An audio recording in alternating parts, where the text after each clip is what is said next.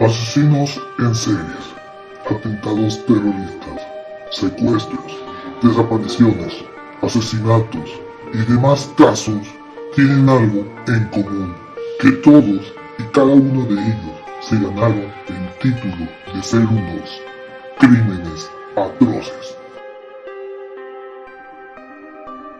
Bienvenidos sean a Crímenes Atroces, el podcast en donde cada semana yo, Santiago Quiroz y Abato, les contaré a todos ustedes los casos de crimen real más atroces, macabros, mediáticos, terroríficos y sanguinarios que han marcado la historia de la humanidad. Bienvenidos sean a otro viernes criminal. Sí, hoy, ¿qué creen? Es el último episodio del mes de junio. Espero que les haya encantado los episodios estos 5 episodios de este mes, que es el primer mes largo de lo que va de este podcast. Estamos teniendo buen recibimiento. Espero que les haya encantado mucho el episodio 15 de Paco Stanley. Bueno, sobre Paco Stanley. Fue un episodio que en verdad yo dudé en hacerlo, pero estamos haciendo todo bien. Y bueno, qué mejor para cerrar este mes con un caso súper aterrador. La verdad, este episodio lo quería guardar hasta Halloween, pero ¿qué va? Mejor hagámoslo ahorita, como se dice, es ahora o nunca. Y aquí va el caso de hoy. Norman Bates y Leatherface son de los personajes de terror más icónicos de la historia. Bates tenía una extraña obsesión con su madre al tal grado que mataba mujeres que tenían el mismo aspecto que ella y usaba la ropa de su madre. Y Leatherface tenía la costumbre de usar una máscara de piel humana y creaba muebles y lámparas usando piel y huesos humanos. Pero ¿qué tal si les dijera que estos personajes fueron inspirados en una persona real? Este asesino y profanador de tumbas fue uno de los más terribles de la humanidad, a tal grado que prefirieron meterlo en una institución psiquiátrica por el resto de su vida. Aunque parezca mentira, la realidad supera a la ficción. Así que prepárense que hoy les contaré el caso de Ed Gein, el carnicero de Plainfield, que como era su apodo. Y sí, este caso es súper aterrador, la verdad, y en este tipo de casos voy a contarles lo siguiente.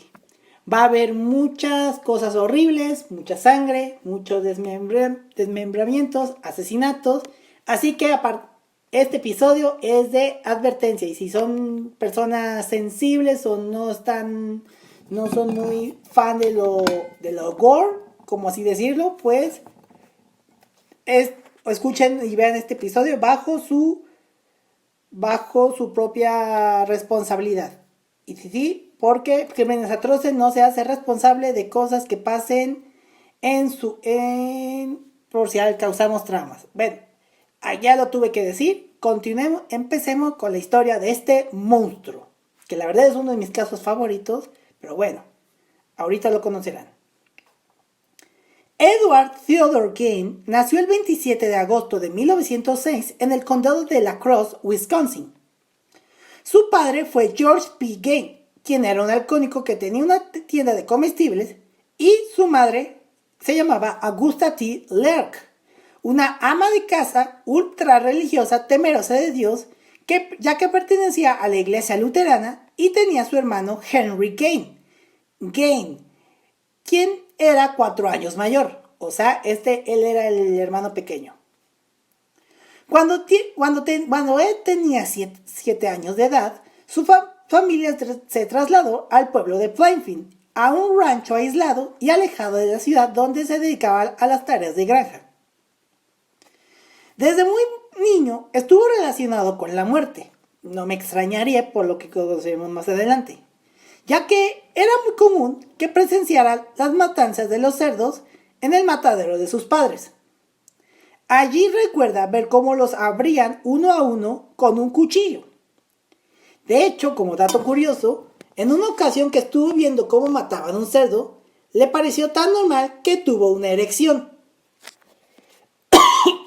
Quiero aclarar que eso era normal para Ed Gein. Para una persona con sentido común, esto es de lo más asqueroso que uno puede imaginarse. Algunos podrían pensar que de ahí que ahí fue cuando despertó su instinto asesino. Pero no. Él mismo recuerda en su confesión que esas imágenes le causaban náuseas y mareos. Algo muy extraño por lo que era conocido este asesino, que ya verán ahora más adelante. Él desde un niño estuvo relacionado... No, perdón. Casi leo el mismo párrafo. Su padre, además de ser un alcohólico, era un golpeador, algo que como todos los asesinos en serie, lo marcaría de por vida. Su madre, Augusta, también tuvo que ver con lo que posteriormente Ed sería en su vida adulta, ya que era una persona bastante estricta y una fanática religiosa que hizo que Ed se aislara de la sociedad, prohibiéndole tener amigos para no dañar su pureza moral, entre comillas, y las lecturas de la Biblia le recordaban que el hombre siempre será un pecador.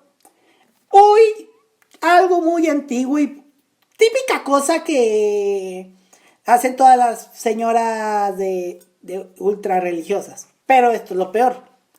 También le prohibió relacionarse con alguna mujer, ya que creía que todas las mujeres eran prostitutas que fueron creadas por el diablo para atentar a los hombres, y obligaba a Ed y a su hermano a leer el Antiguo Testamento de una manera obsesiva. No, digo, yo soy católico y esas cosas, pero tampoco exageren con la religión, o sea, no estoy diciendo que con la religión católica o con cualquier tipo de religión, si alguien le exagera, termina sin quererla ni temerla, creando personas como Ed Gein. No más digo, ese es mi punto de vista, no quiero meterme en problemas.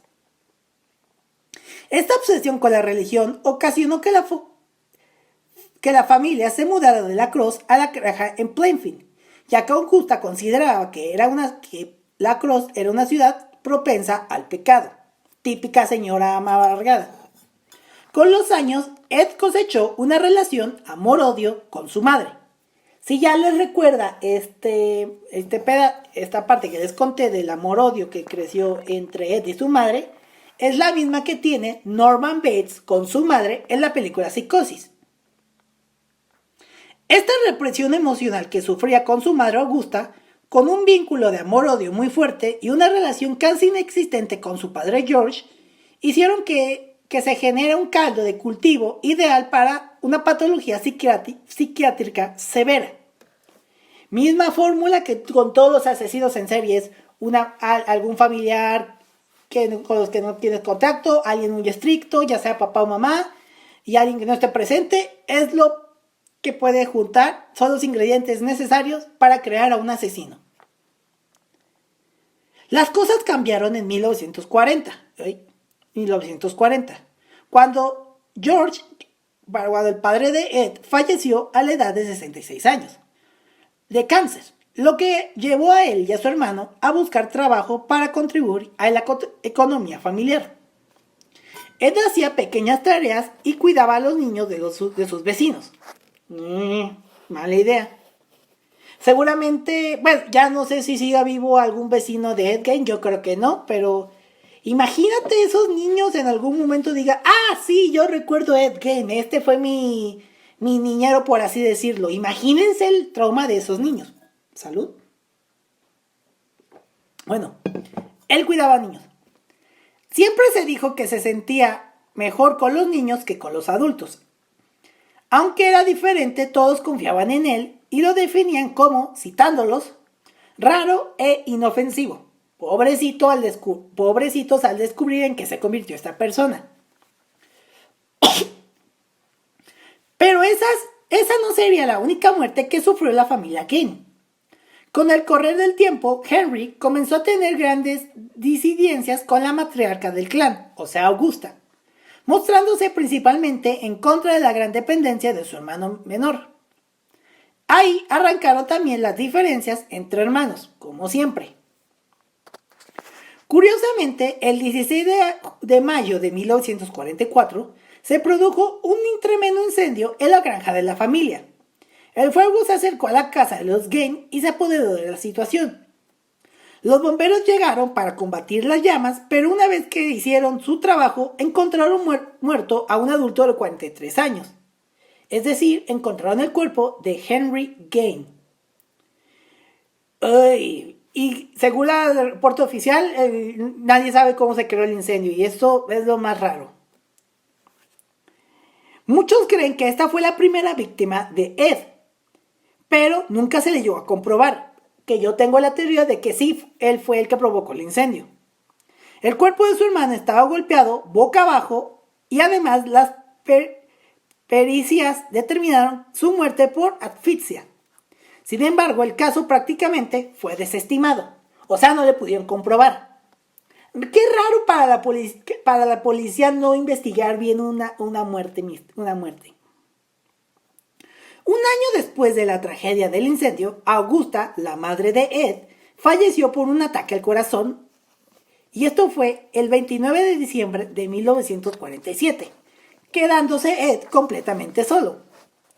A partir de ese momento, Ed perdió todo vínculo con la realidad y las voces en su cabeza tomaron el control de su vida. Según un análisis que encontré cuando investigaba el caso, es que Ed imaginaba que su madre le estaba hablando. Un tiempo después de tanto extrañar a su madre, exhumó el cadáver de ella y la acostó en la cama de la recámara de su madre, donde estuvo hasta el día de la detención de Ed. Sí le suena familiar, porque es exactamente lo que hizo Norman Bates en Psicosis. Ed se dio cuenta de que no sabía hacer nada sin su madre, típico niño mimado. Y además no tenía con quién comunicarse. La fuerza represiva había desaparecido y su instinto criminal vio rienda suelta. Y aquí es donde comenzó lo terrible. Comenzó a profanar tumbas, robaba los cadáveres de mujeres de mediana edad que se parecían a su madre, luego de hacer una exhaustiva investigación en las notas del periódico local. Así intentaba restituir la figura materna perdida. Pero 2 años más tarde comenzaron a notificarse extrañas desapariciones tanto en Plainfield como en sus alrededores. Ya sean niños, adolescentes y granjeros se perdían sin motivo. Sin embargo, pese a que se les intentó relacionar con él, nunca se pudo comprobar que él era el responsable de esas desapariciones, ya que él estaba muy ocupado en otras cosas. Y aquí empezamos con el primer asesinato comprobado de Ed Gein. El 8 de diciembre de 1954, Mary Hogan murió en el bar en el que trabajaba.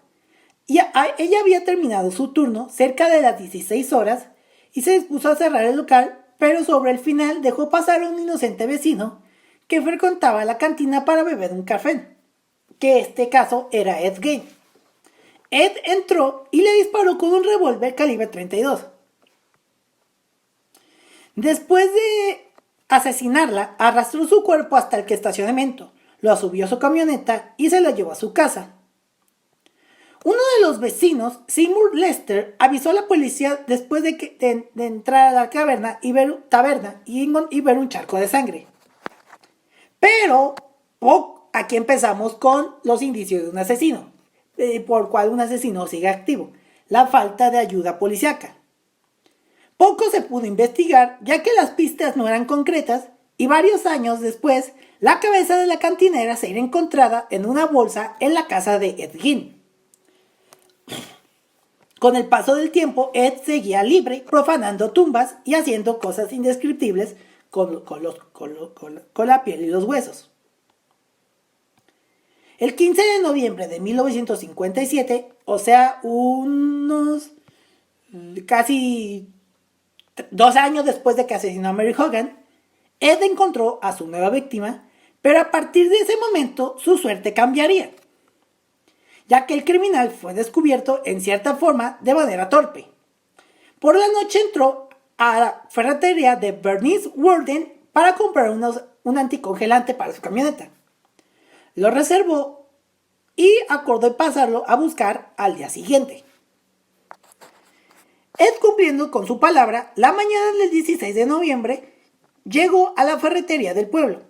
le pegó un escopetazo a Warden, llevó el cuerpo hasta el sótano y la colgó boca abajo después de abrirlo en dos y despedazarlo.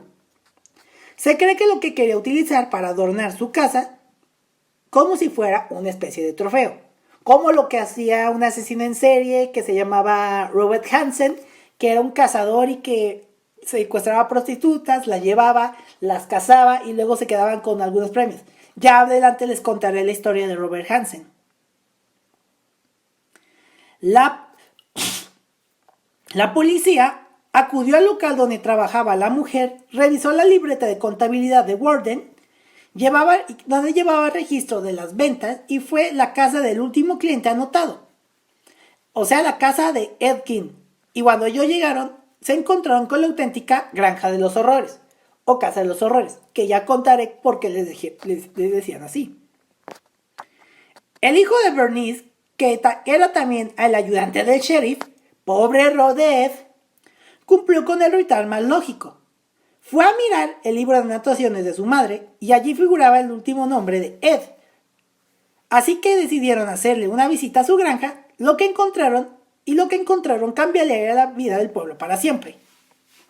Cuando llegaron a la casa, la policía halló el cadáver de Bernice colgado a cabeza abajo, solo que había sido decapitada con las piernas abiertas en V, atadas a una viga y abierta en canal como un animal, desde la vagina hasta la garganta.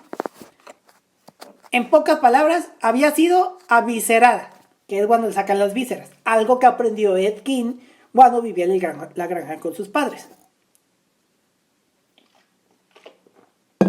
Llevó toda la noche hasta la mañana del domingo 17 de hacer un inventario del espanto de lo que atesoraba Gein en su casa.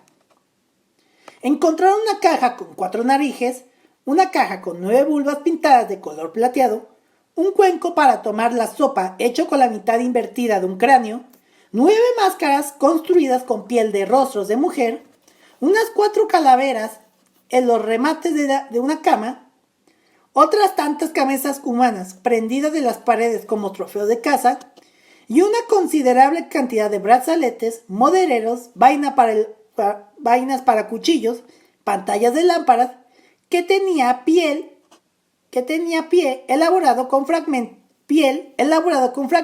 de columnas vertebrales. También se encontraron forros de almohadones hechos con piel humana, un corazón en una sartén, una docena de órganos heladera, un collar hecho con labios, un cinturón hecho con pezones y un vestido completo elaborado con piel humana. Es decir, Ed Gein lo que estaba haciendo era crear un disfraz de mujer. Y si algunos han visto la película del Silencio de los Inocentes y ven el antagonista Buffalo Bill, que creo que así se llama, sí, no les quiero decir mentiras, que no vi el Silencio de los Inocentes, pero sí me sé la historia. Este Búfalo tenía la obsesión de matar mujeres para crearse un traje de mujer. Algo que Ed también lo hacía y según algunos vecinos recuerdan, que también es un dato adicional que no agregué, es que Ed paseaba las noches de luna llena disfraz con la ropa de su madre y con su traje de mujer y con una máscara de mujer para pasear a la luz de la luna llena. Algo que a los vecinos les pareció muy extraño, pero todos conocían cómo era Ed Gein, por lo que nadie sospechaba de que este tipo estaba loco. Continuando.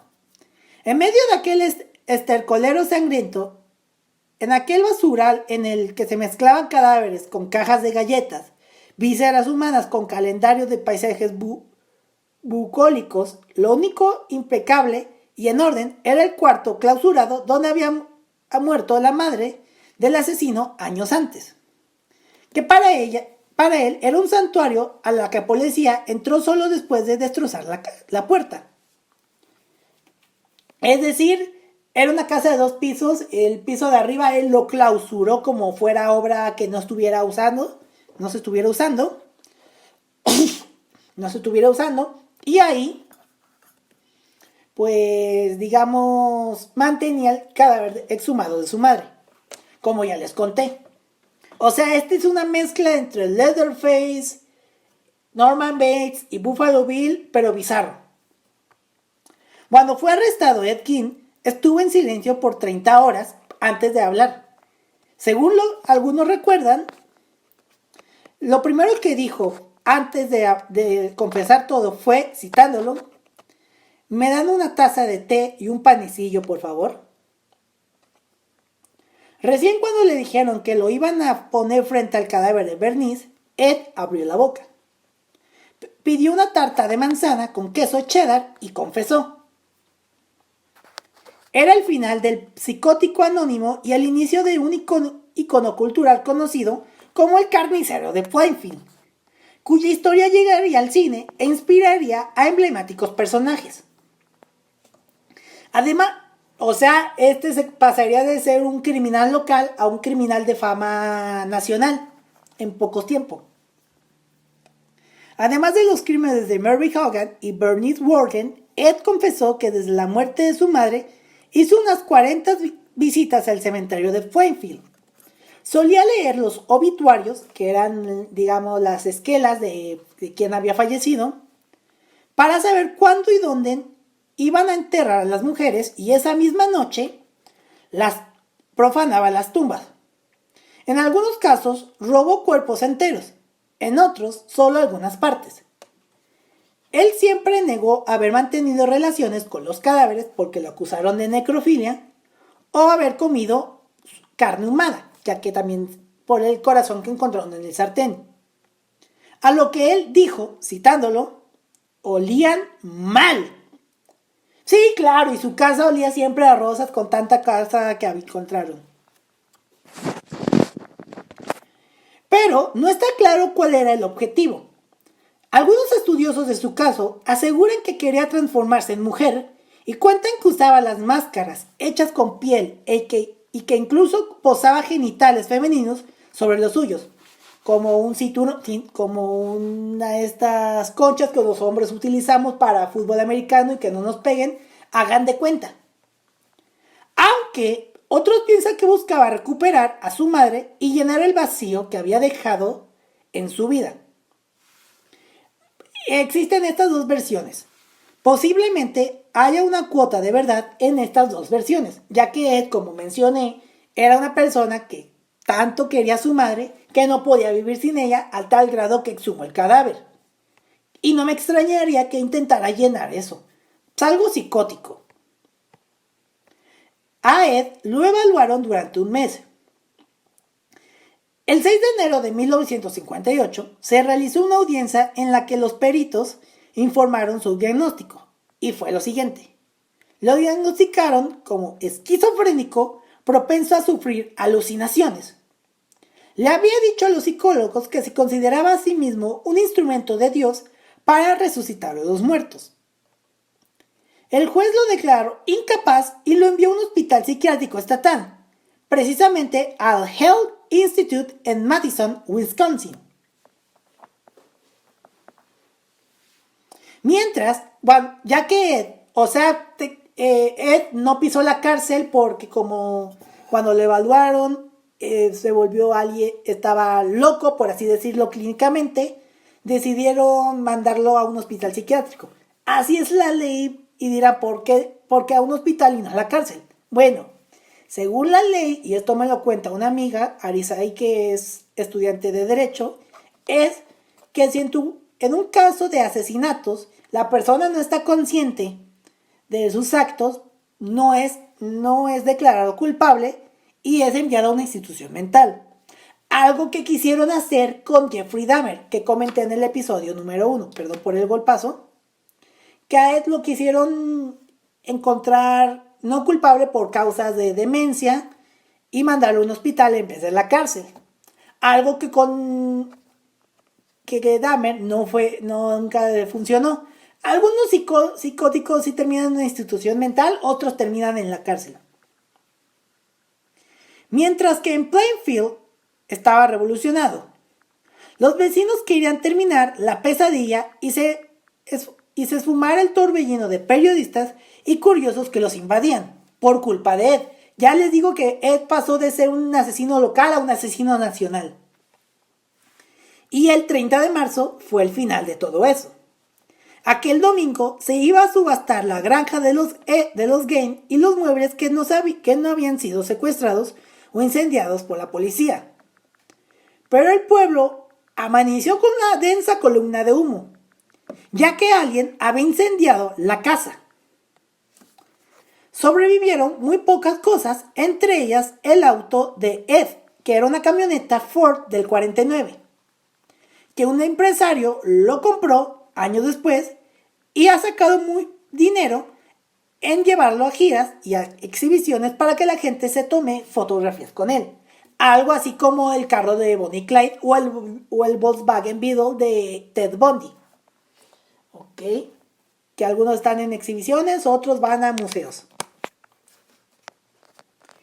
Mientras Ed estaba en el hospital, poco a poco encontraba ese cariño que le faltaba por la ausencia de su madre.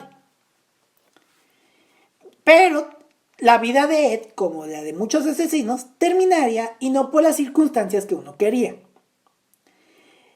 El 26 de julio de 1984, a los 77 años de edad, Edward Theodore Gain, o Ed Gain, el carnicero de Plainfield, falleció en el hospital debido a una insuficiencia respiratoria.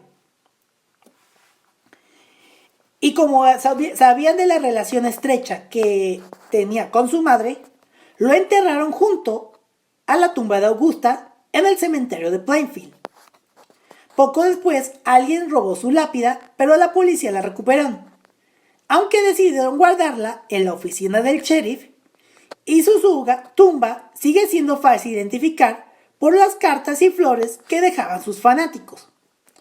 Algo así como lo que han hecho, algo así como la tumba de Jim Morrison en Francia, pero mal, o sea, le estaban adorando a un asesino en serie. Bueno, asesino y profanador, porque algo que no entiendo de Ed Gein es por qué lo consideraron un asesino en serie, si oficialmente lo vincularon con solamente mató 2 personas, bueno, 3 por si consideramos que sí mató a su hermano en aquel incendio, pero no.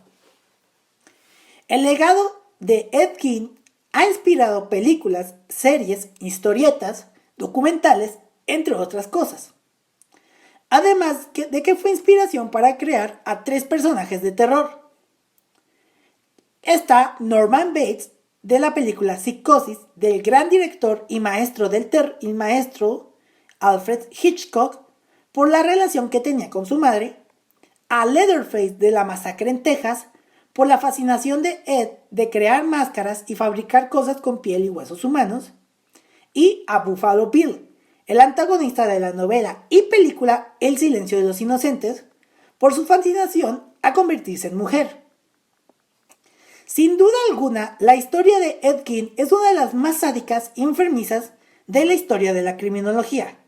Y si bien sus crímenes solo fueron cometidos en un solo lugar, se convertiría en uno de los personajes más odiados de todo Estados Unidos, estando en esa misma lista de los personajes más odiados de Estados Unidos a Nathan Forrest, el fundador del Ku Klux Klan, Harvey Weinstein, Jeffrey Epstein, Richard Ramírez, entre otros asesinos y personas que han perjudicado el país estadounidense. Y bueno, este fue el caso de Ed Gein, el carnicero de Plainfield. Y espero que les haya gustado mucho este episodio. La verdad, quiero decir una disculpa de antemano si sintieron asquerosidad o el plano si están comiendo o algo mientras escuchan este episodio. Perdones por arruinarles la comida, pero se tenía que contar este caso. Yo quería guardarlo hasta Halloween, pero digo, hoy es más que nunca. Y bueno, espero que les guste. Ya verán las fotos sobre el caso de Ed Gein que estarán presentes en Instagram y Twitter. No olviden, si les gustó este episodio, no recuerden escuchar este y otros episodios en Spotify, en Apple Podcast, Google Podcast o en cualquier plataforma de podcast que encuentren el podcast. También pueden encontrarme en YouTube como Crímenes Atroces. Sé que a lo mejor algunos son más de escuchar que ver, pero me serviría muchísimo para llegar a más y más gente. Y también si quieren ver las fotos, enterarse de los próximos episodios o algunas cosas que no saben o algún blooper de cosas que grabo y no se suben, pueden seguirme en Twitter como @crímenesatroces y en Instagram como @crímenesatrocespodcast. Y si me quieren conocer un poco a mí y ver un poco el detrás de cámara de lo que hago de mi día a día, pueden seguirme en Instagram como @santiqs99 y en Twitter como @santqs99. Bueno, con esto terminamos el episodio de junio. Y en julio y el próximo viernes, que es un nuevo mes, les contaré un caso súper emocionante que tenía ganas de contarlo. ¿Y de qué tratará? Pues les voy a dar una pista. Habla sobre la muerte de uno de los mejores diseñadores de moda de todos los tiempos. ¿De quién será? No, espérense hasta el siguiente episodio. Con esto me despido. Gracias por verme. Nos vemos y nos escuchamos el siguiente viernes. Hasta la próxima. Buenas tardes. Asesinos en series, atentados terroristas, secuestros, desapariciones, asesinatos y demás casos tienen algo en común, que todos y cada uno de ellos se ganaron el título de ser unos crímenes atroces.